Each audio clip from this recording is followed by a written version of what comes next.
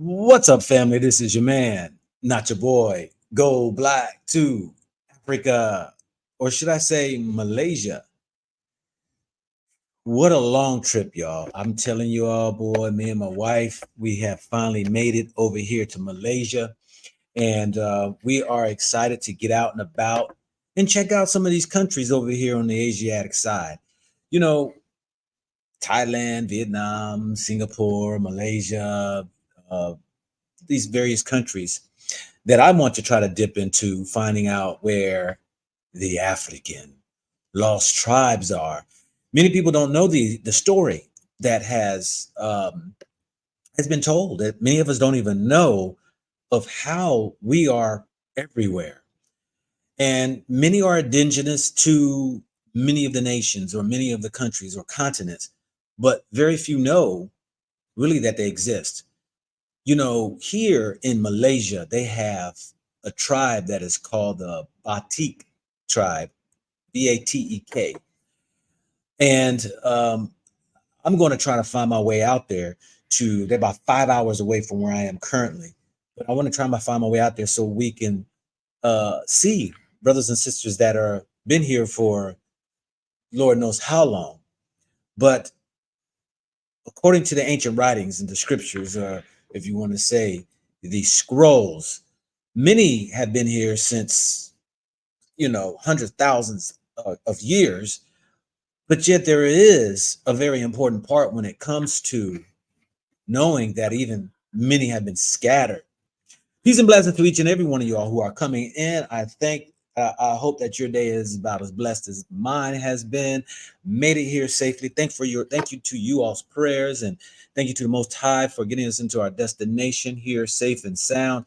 It was over 25 hours of travel with layovers, and we've made it. Shout out to my wife who did a great job, make sure that we got here and everything was good. Layout. Peace and blessing to your wife. She's over there smiling with her big smile on her face. We'll see if we can get her on one of these videos while we're out here for the next month, traveling out and about. She's camera shy, but I'm going to be doing a video as well as showing Malaysia here. Hopefully, a live video tomorrow. We're going to be going on a bus trip, so I'm going to try to do a live. If I can squeeze a live and just give y'all a feel. I feel a little pissed off, y'all. I feel a little pissed off because, I did the history on Malaysia because, the British and the Portuguese came around and conquered and colonized a lot of these countries out here.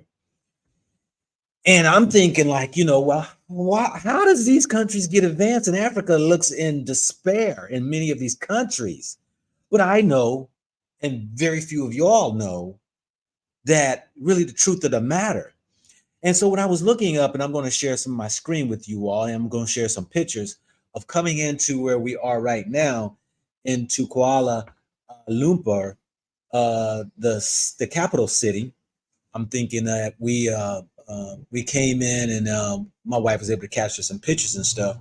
But I'm like,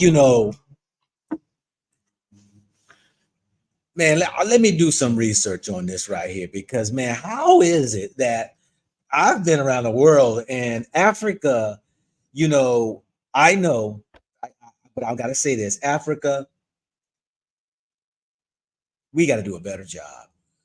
It's time for us to get our head out of the daggone other countries' asses and stealing and money and I got to put it out there like that, y'all, because let me read this right here to you all, because I had to ask the question of how did Malaysia, who got their independence in 1957, and how did they reach their advancements? They're the quickest middle class country, and they did it like in 25 years. How did they become middle class, upper middle class? How were they able to do it? Well, I already know some of the story of how the world turned its back on Africa, just like the world turned its back on Cuba and a lot of other African countries. Belize, anything that's got to do with black folk, countries turn their back and don't want to see any advancements, don't want to invest in countries so that they can have a development, advanced life like most of some of the countries. So I already know that, but I wanted to look up some of the things that I did not know on the advancements of Malaysia. Let me read this right here to you all. I also was looking at some properties. Looking at some properties, I'm gonna show some properties here too. I'm liking Malaysia, and I'm gonna tell you this. This seems like it's gonna be a pretty good investment. I got to do a little bit more homework to find out. I see that it says this right here. What kind of properties can foreigners own? Foreigners' ownership of properties is liberal. Foreigners can own 100% of the property in Malaysia as long as minimum requirements are met. In law, foreigners can own any type of properties except the following: properties value less than RM 1 million in most of the major states. Now, I think it's called a Ruby, not Ruby or Ruble, or Rubik, Malaysian dollar, Ringgit, Ringgit. Say it again. Ringgit, Ringgit. My wife is standing me corrected. Ringgit, Malaysian dollar. We get 4 of theirs for every US dollar. So 1 US dollar is 4 of theirs, which means that, you know, one of the property values we got to be, it's got to, it says properties value less than Ringgit, Malaysia 1 million in most of the major states. So that is $250,000. Okay. So you can get your hands on some properties that is way cheaper than that. But let me share with y'all this right here, because this is what got me. I asked the question of how did Malaysia?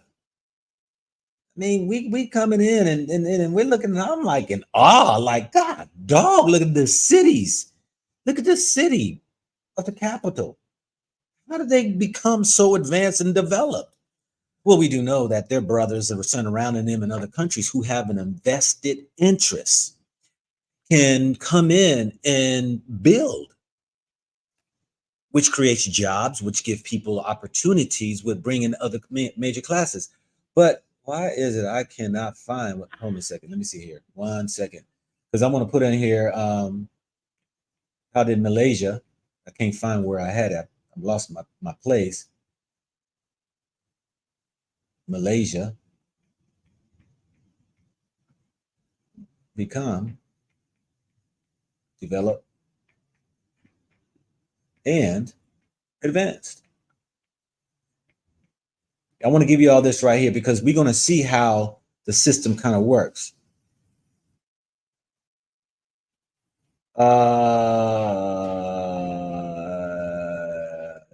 This is a different reasoning. But anyway, Malaysia successfully developed from a commodity-based economy to one focused on manufacturing. Today, the government of Malaysia seeks to make the leap to a knowledge-based economy. And independence Malaysia inherited an economy dominated by 2 commodities, rubber and tin. There comes a time when we as a people have to rethink how we do business. Africa, which is many of the countries have great resources, have to come out of the elementary thinking of selling its goods to other countries to manufacture and then turn around and manufacture it itself. Why? Well, anybody knows, especially in America, people know factories was a huge opening for the advancement of people to get into middle class. Africa has little to no manufacturing, unless you're talking about economies that are like South Africa that I've been to. You talk about some of the northern Arab countries that are like Egypt, Morocco. You might have countries that are like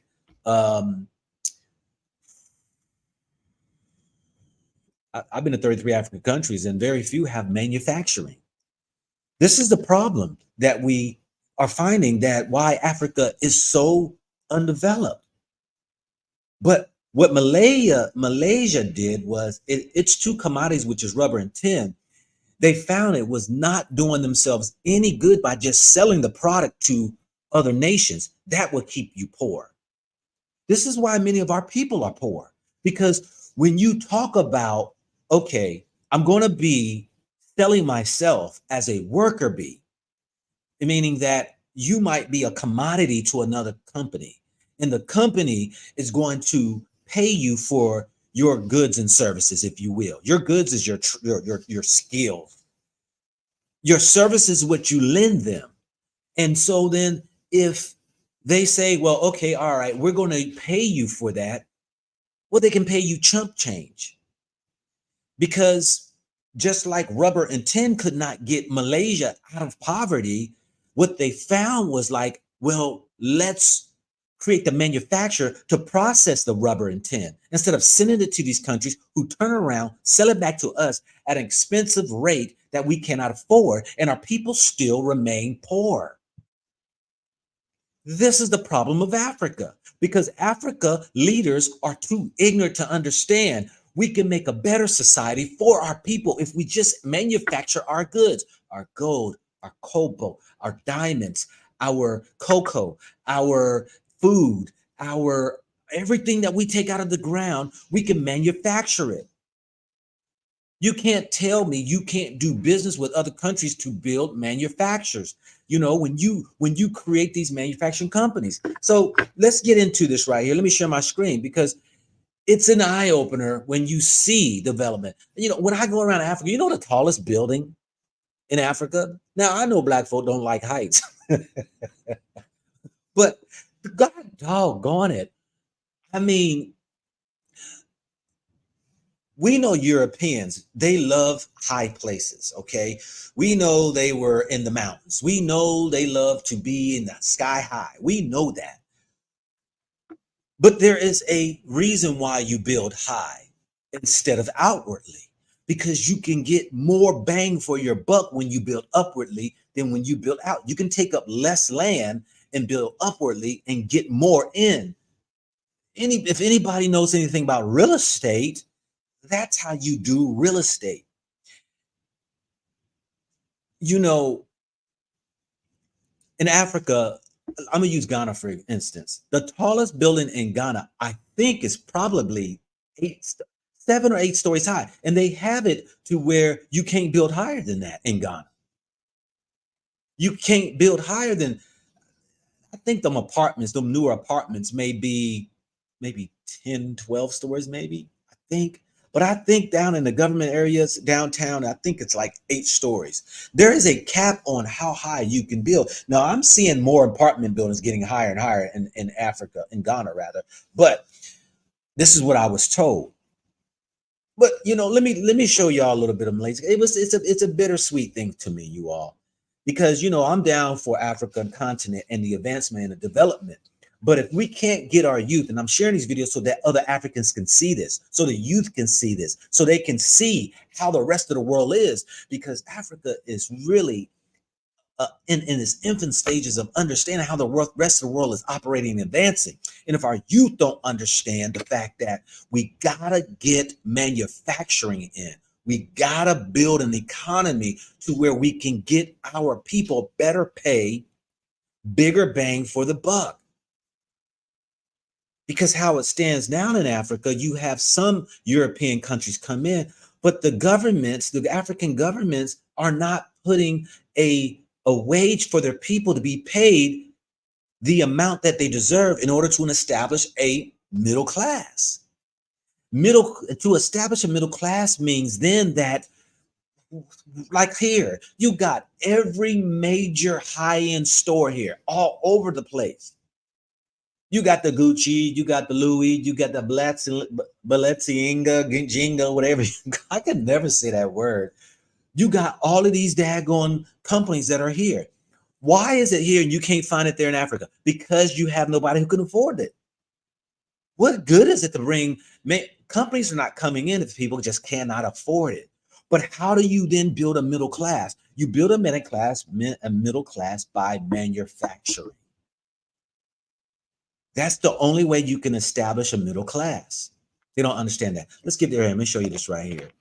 Let's show you just some of the pictures we came into this country today, and share the screen. And we got here to Malaysia. This was in the airport. Shout out to my wife. She loves taking pictures, and She creates all these books too. But we got in here to Malaysia, and to my surprise, I mean, I didn't even know it was that many Muslims. It's a large majority of Muslims here. Let me, matter of fact, let me look that up. What is the percentage? Let me see here. What's the percentage of Muslims? What is the percentage of Muslims in Malaysia? 63.5% of the country is Muslims. Now, I've said this before. Many people can ridicule about religion and all that stuff right there. I enjoy the societies of Muslims because they don't allow a lot of mess in the public, I'll say public eye, because we do know, you know, behind every closed door, behind some closed doors, you do have the sins of the world. You know, when I was in the Muslim countries, you have an underground, you can get alcohol, you can get prostitution, you can get illegal activity. You can do that. But check this out, y'all. When me and my wife was on the airplane and we was 10 minutes about to land, they announced drugs are illegal in Malaysia. And you know what the sentence is for drugs if you get caught with drugs? The death penalty. This is exactly what they said. The death penalty is for drugs coming into the country. I said, whoa, don't want to play around with that.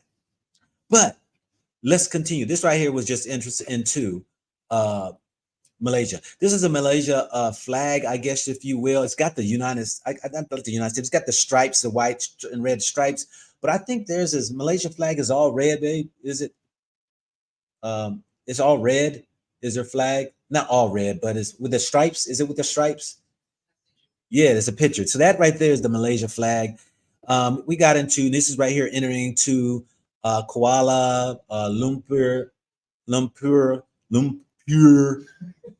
And I said, man, you know, look at this right here, y'all. This right here is the needle. It reminds me of Seattle, and we went into where else were we? Toronto. We was in what other country was we in? Portugal. Was it Portugal? We went up to the needle, huh? No, it wasn't Portugal. Which was what was the last one we went in? Remember, we went up in. It was Spain. It was Spain. It was Madrid. So they got these needles all over the place around the world. Over here, you're going to see this is the Twin Towers. This is supposed to be the world record Twin Towers in the world, the highest. No, one of the. This is Twin Towers supposed to be one of the highest records, whatever, of the Twin Tower. Huh? The Patronus.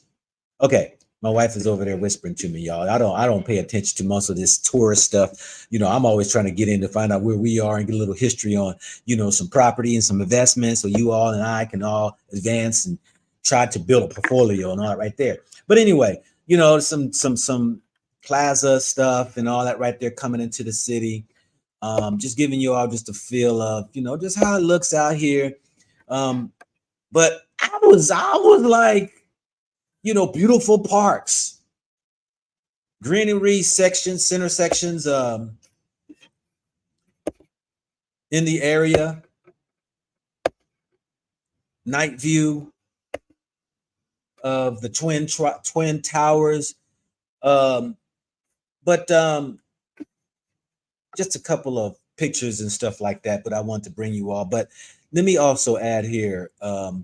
What I want to do is I want to really get into trying to reach out to get to the Batik tribe here, brothers and sisters that are here, really in the Negritos National. It's called the Timan Negrito National Park. So I want to really check them out. So let me go ahead and just kind of show you all just who I'm speaking of, because I really want to get out to there, and then we can get a feel, just and hopefully to see if I can at least, you know, get some footage and just share some of the indigenous that's been here for a long time. Check this video out. This video right here is coming from a Thorough Notes video that I am taking this giving a little info from. Well, so the Batek are one of many groups of indigenous people living in Peninsular Malaysia called Orang Asli, which literally means original people. And for the past at least 10,000 years or so, they've been engaged Yeah. in this hunting and gathering way of life that involves an element of trade with outsiders as well. So they're not only good at Yeah. getting food for themselves out of the forest, whether it's meat, tubers, honey, and so on, but they also procure forest products that they then sell to outsiders. Yeah, the Batek are thought to be unique among hunter gatherers in their um, egalitarian social structures. Of course, there's a lot of variation within hunter gatherers and pastoralists and agriculturalists in levels of egalitarianism. But one of the things that Kirk and Karen Endicott noted in the 1970s was how equal the genders are and kind of their contribution to the food supply and decision making power. So, this is a very interesting phenomenon for biological anthropologists as well as social and cultural anthropologists. How is this kind of egalitarianism maintained? And so that's part of our research interests is to understand the ecological factors driving that egalitarianism. And so, from my standpoint, I'm a human behavioral ecologist. Um, I see this from who is producing what and why. What are the constraints on production? And we know that um, women tend to gather because food acquisition for them needs to be compatible to an extent with childcare. And that's much more difficult when you're doing persistence hunting or really any kind of hunting. You can't have a crying baby on your back when you're trying to stalk a monkey, for instance, in the case of the Batek. So, from a behavioral ecological perspective, we see these differences between the genders in foraging behavior as resulting from the inherent biological constraints that they face. Um, but what's interesting is that in a lot of societies, such as the Batek, the calories coming in for men and women are quite similar. And this has profound downstream consequences on their social behavior. For one, if you have both genders bringing in equal amounts of food, they have basically equal say, or in a lot of cases, women have more say in where to go next, okay, where to move your camp next. This could be near your relatives, for instance. Um, so as a foraging ecologist, I see food as the basis of everything, and I think it's a pretty powerful kind of mode of explanation for human behavior. I would say that deforestation is one of the major challenges facing both wildlife and people in Southeast Asia, and particularly people who have relied on the forest for their traditional way of life. And what we find is that when women who typically go out and acquire tubers, which are the main starch supply, the main carbohydrate source for the population, when this gets replaced by rice, okay, this cheap agricultural product, um, they basically no longer have anything to do, and it can sometimes be dangerous for them to go out to leave their encampments into the outside world. So it's the men who tend to engage in wage labor. They're bringing in most of the money, and the women uh, are shifting increasingly to staying at home, taking care of kids, but they're not as involved in the economy as they used to be. And we think that this is having downstream effects on the social behavior, on their decision making power to the outside, has kind of changed their interactions with outsiders. Things are changing a lot, but what's remarkable is how resilient they are also in maintaining their traditional religion and language and culture. Yeah, I'm gonna get out there. It's about 5 hours or so. I gotta contact this one. I gotta contact this source that somebody was giving me to really go out here and see and hear and gain an understanding on where our brothers and sisters actually were scattered to or migrated to or found themselves, because we do know for a fact that when the Arabs came into Africa, they scattered many of the Africans over this way into Asia. And so many have lost their history and have been here for since the beginning of the first and second century. History shows that Arabs started their slave trade around the fourth, fifth century. And so I find that quite interesting because, from a biblical standpoint or perspective, it brings it alive. It wakes up scripture because, where we had no clue when it talked about being scattered to the four corners of the earth. We only knew about the so-called Atlanta slave trade, but we forgot, or we didn't know about the Arab slave trade, and how many of our brothers and sisters coming out of the continent are here on other lands and countries, whether they were natives or whether they were brought. It don't matter. It still shows that the beginning of time, how we as a people migrated or was just scattered, is evident or is a witness to the ancient writings. So I want to get out there and do live footage, and I wanted to kind of bring you all into where Malaysia, please look on your map, Malaysia is, and how and what is going on in Malaysia. But let me continue with Malaysia, because I believe, and I say this right here with all sincerity, because I know that majority of the countries in the world were colonized by Europeans, and many of the countries got their independence either by wars or by agreements, or by revolutionary civil wars, what have you. But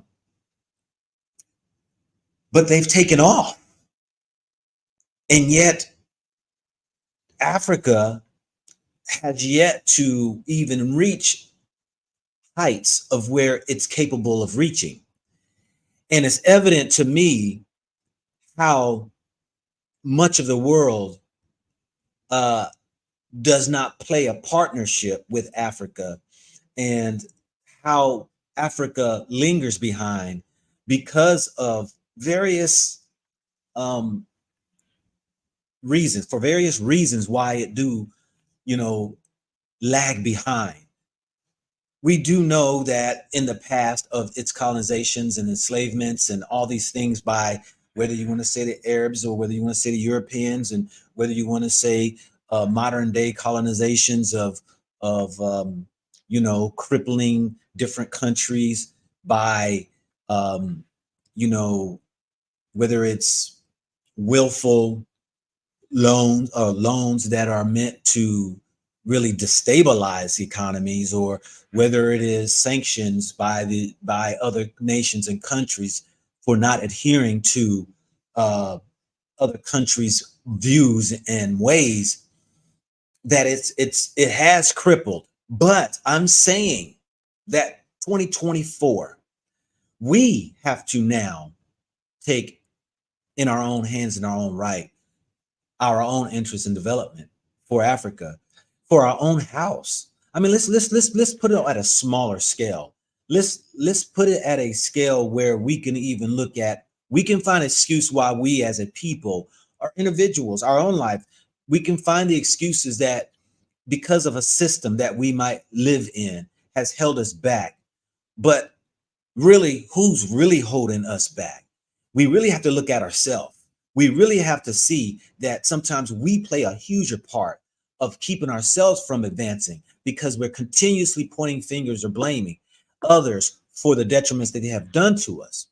Now, you're looking at a guy who have come out of poverty, who've reached greater heights by hard work, blood, sweat, and tears in building my own, by not having expectations from a system to help and provide for me. I had to go out and do for myself. I had to look within myself and found that I'm the greatest investment that I can ever do for myself.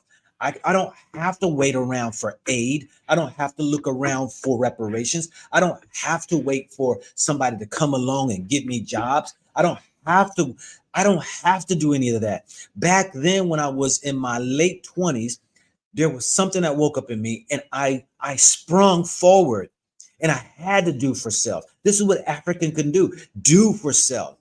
Because until the leaders realize that they are crippling millions of their own people by their own ignorance, their own selfish gains, the suffering will continue. And the people, when they realize, when they begin to see that other economies thrive because the systems that they have in place are willing to share the wealth of that country with the people to bring them up into a middle class, them people, that's when they'll rise up. This is when they'll begin to change. Mali did it, Niger did it, and Burkina Faso has done it, and other countries are starting to do it. Now, I'm not one pushing and promoting any type of revolution or uprising in these countries. What I'm saying is the people will eventually get fed up, that those leaders, they might enjoy their luxury of money that they're receiving by the positions that they hold, that they're able to go ahead and make deals and create businesses off of their positions, ignoring the fact that their own people suffer by the millions. Instead of coming up with plans, going into countries and learning from other countries, how did you all make your advancements and make your developments in order to have a thriving economy? Change must come. If not, then you stay right where you are. It is sickening to me to see these actions happen. When I'm gonna use Tanzania as one of many, and I can talk about Ghana, I can talk about Zimbabwe, I can talk about Mali, I've been to 33 of them.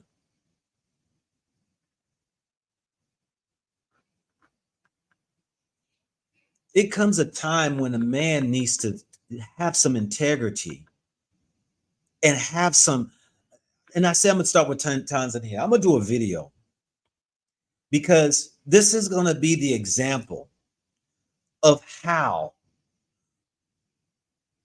when leadership do not take pride in being a leader of a country, that they can ride around in their entourage, with their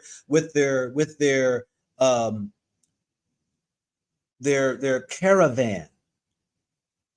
You always see the dignitaries with motorcycle escorts and sirens going.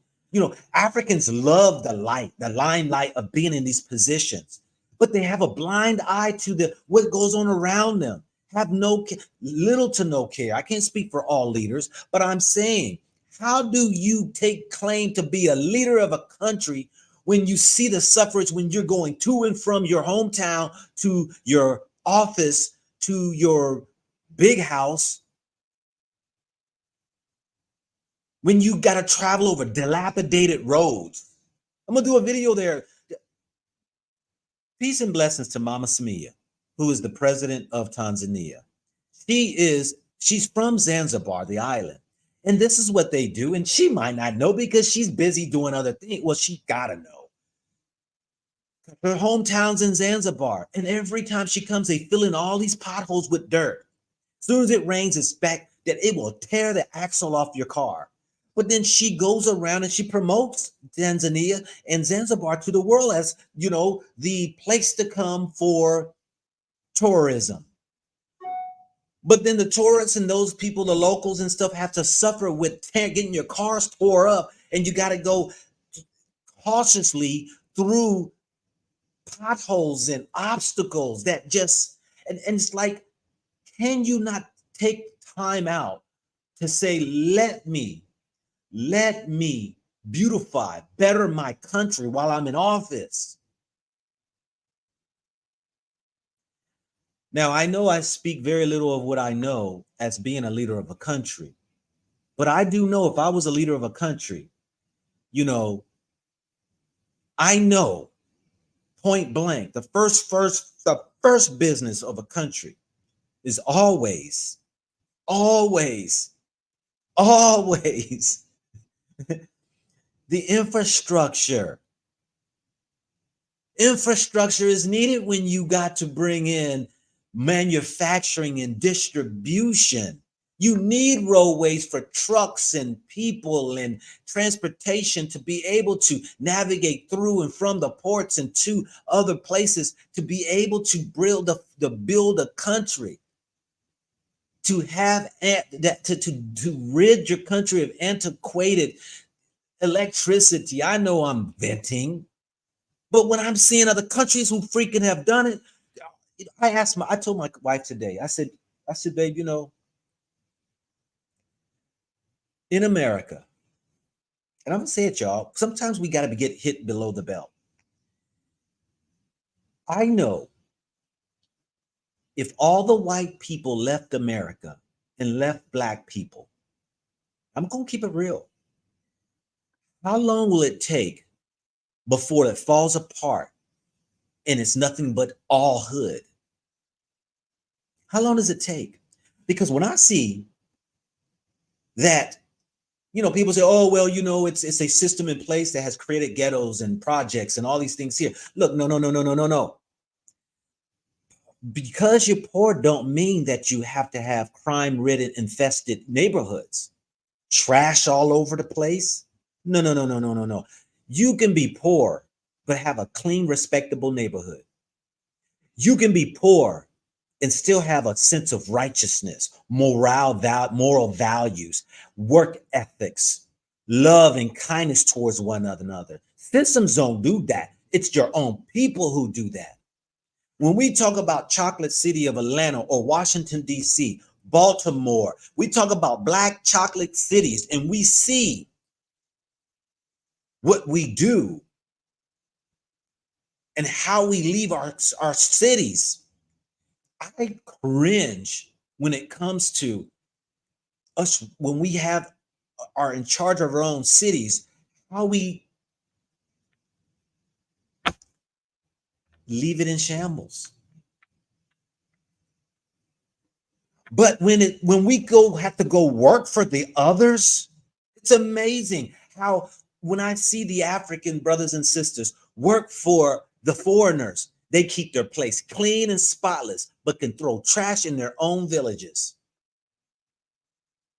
We can work for the man and keep their buildings and their businesses and their shops and their corporations and their companies, keep it clean, pristine, and all looking good, but go back to your own cities, your own towns, and piss and crap out your front door. Somebody's got to say it, y'all. Somebody's got to say it, because it frustrates me.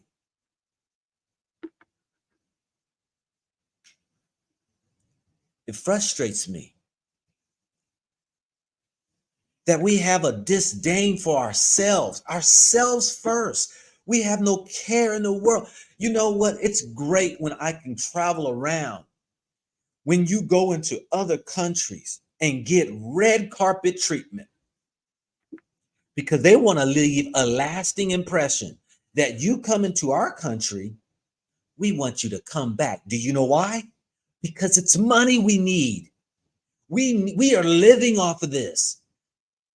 Not no piss poor customer service, some dilapidated park that you have that you don't even put money in to keep it pristine and clean and the grass cut and update the signs and all that. When I'm there in the motherland, I'm telling you, I just shake my head and it's like, it is hard, y'all. It is hard. I know I'm venting, y'all. It's even difficult when I come around and travel the world and I'm seeing if they can do it, why can't we? Why can't we? There is no excuse. It's because we have hurt and pained ourselves. We have a disdain for our own selves. We don't even treat ourselves right. I was talking to a young man not too long ago, and we were joking and laughing, and he takes his car and he goes, through the dirt roads and through all the mud and over the this and that. And, he navigates away. And I go the long way because I keep a pristine, clean car. And I don't want my car breaking down all the time because it's more money out of my pocket. So we kind of chuckled. I'm like, you the country boy, and I'm the city boy. I'm about, you know what? I worked too hard for my car. I spent a lot of money on an old car in Zanzibar. I spent $10,000 on a car that is a 2006. It's expensive, but I'm going to take the long road. That's not a dirt road. Why? Because thanks be to the Most High who've given me the opportunity to make and build. And I'm going to treat every freaking penny I got, and I'm going to treat myself with royalty. I'm going to treat everything that I have as as if it's from the Most High, and it is. But we don't treat what we get with respect. I mean, yes, we could be busy keeping a car clean for some, but have a dismantled house, have a dismantled relationship, a dismantled or dysfunctional family. I'm venting, y'all. How many of us take care of the little that we got, but yet you want much? I had to learn that. I had to learn that at a very young age. How can you ask for a blessing if you have a disregard for the little you got? You want more, but yet you waste away the little that you got. You can't even take care of the little that is given you. So you'll piss away even if you get. That's why when we get money and you win the lottery, you'll be broke in a matter of 4 years, back begging, borrowing, stealing. Somebody's got to say it, y'all. Somebody's got to say it.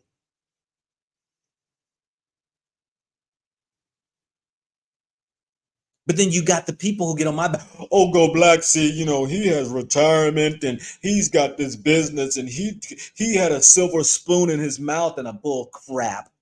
I was broke, busted, and scuffed just like everybody else was. But I had to come and learn some things. I was jacked up. All I cared about was what most black people care today. I wanted to look good. I wanted to drive good. That was it. I wanted to look rich and fake the funk. But my bank account was broke, busted, and disgusted. That's how I used to live my life. Now, I ain't got no name brand shirts. Nah. I can get nice stuff at a very good price, and no one would even know. But we got to flaunt with name brand things to go ahead and brag, boast, and act like we're important. Even the poor people will get the knockoff to even feel like they have achieved and got something. And it ain't even real. If you want to call it that, I don't even believe the word real. But that's the extent that we go. And then we wonder why we suffer.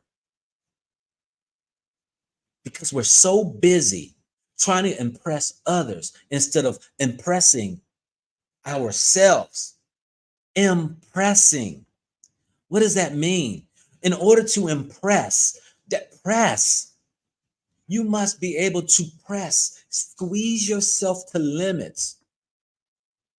In order for you to be able to take strides forward, you're going to have to press out a lot of garbage in order for you to understand that the very way you live right now has a powerful impact on your future. You got a broke-minded spirit today. Tomorrow, you will usher that in tomorrow. Nothing changes until you do.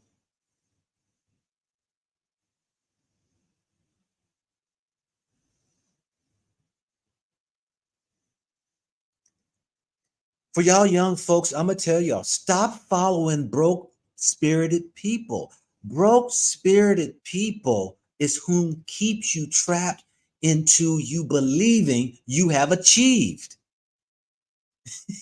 This is why I tell the Africans, y'all got more than the Americans, and y'all think we got everything.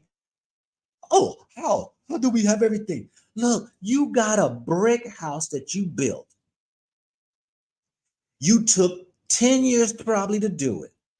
Your 3-bedroom, you got your ceramic floor, you built your bathroom, your kitchens, and your rooms, and you got it looking pretty decent, and you owe nobody. That is unheard of in America. 90%, well, I got a 67%, and I can't remember. Somebody look up stats for the home ownership of African Americans in America. What's the home ownership? Who owns the house, not a mortgage, so that then we can see whom really reigns supreme when it comes to having a life that is not blinded by debt, thinking you have achieved, but have a security in ownership of the very thing you work hard for. Somebody said, nah, son, 10 years. No, for real. Guarantee you. Guarantee you. Andre said 44%. 44% says they own. And I wonder, Andre, please check to make sure paid off mortgage. So I'm saying all this, family, that while I'm here in Malaysia, I'm gonna be bringing up some more videos of showing you all, so you can get a taste of just a different way around the world and how other people are doing. And I've said this before.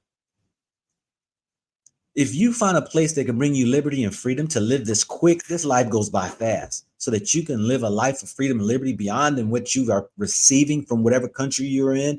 It's a huge world out here, and it ain't got to be Africa. I've said that many times before. I said Africa is a great place to go and live as well as visit. But I look at it on the spiritual context of things, because for those who will go back to the Western worlds, you can have an epiphany. You can have an illumination. You can have an eye-opening experience. You can have a spiritual awakening when you see people look like you, who have obtained, who may have achieved, who are doing beyond than you have ever imagined that could be done, and you can take away from and go back and do greater than where you are. Mansa said the U.S. Census says only 18% African Americans own their house. You know, I know y'all believe in the America's dream. They told you owning a house means a mortgage. They told you that. You know, they told you own your property when you pay off your mortgage, and you don't, because you still got to pay the taxes. Stop paying the taxes. They take your house. You do know that. Well, and they'll sell it at the judicial system, at the justice system, or at the courthouse. And whomever pay those taxes, and if you don't pay them back within 2 years, they take your house. Yes, it's a true thing. Look it up. So you never own your property. You never own anything. I don't care if it's in Africa, Asia, or anywhere. You never own anything anyway, because when you die, you don't take it with you. It goes into somebody else's hands. And yes, there's always taxes everywhere you go.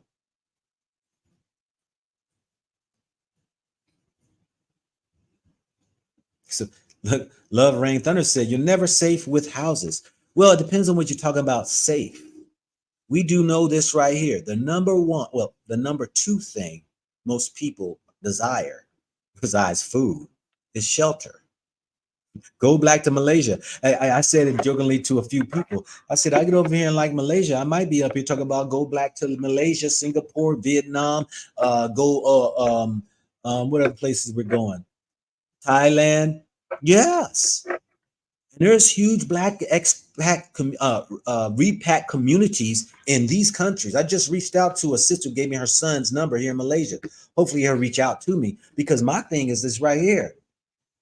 Whatever can get you beyond where you are, that's where it's at. The Creator created this universe, not just for no boundaries of man, of nationalities or races. No, it's for whoever we're receiving, allow you to come in and do what you got to do to make you better and live better, or living more liberty and freedom. Hey, go for it. Go for it. So y'all gonna see me, brothers and sisters, out here in the next few days. I'm gonna show y'all some properties out here. It's very reasonable out here, you know, to get some properties. And I'm going to showcase some of the properties because that's part of my business here. Go Black to Africa too, as well, is to show properties to give people an opportunity to expand their horizon, you know, and their portfolios, so that it even bring them that much more uh, um, opportunities to have extended residual income.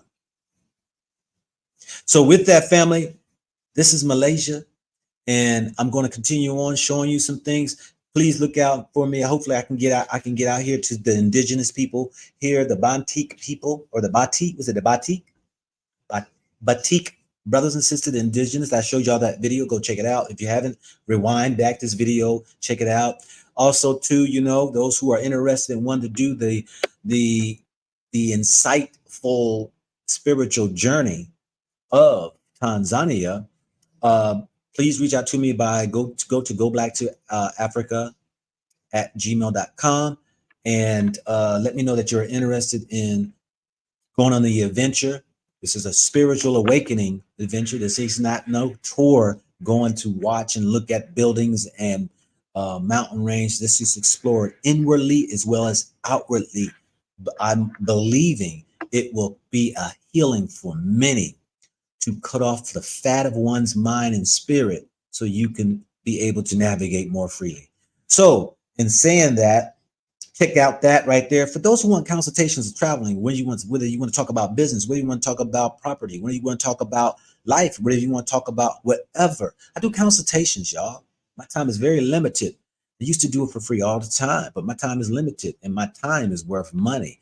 So you can go on to goBlackToAfrica.com too as well, and set up consultation. With that, family, this is your man, not your boy, bringing you another gold nugget that you can either pick up or you can just kick it aside. I'm out, y'all. Peace and blessings to each and every one of you all.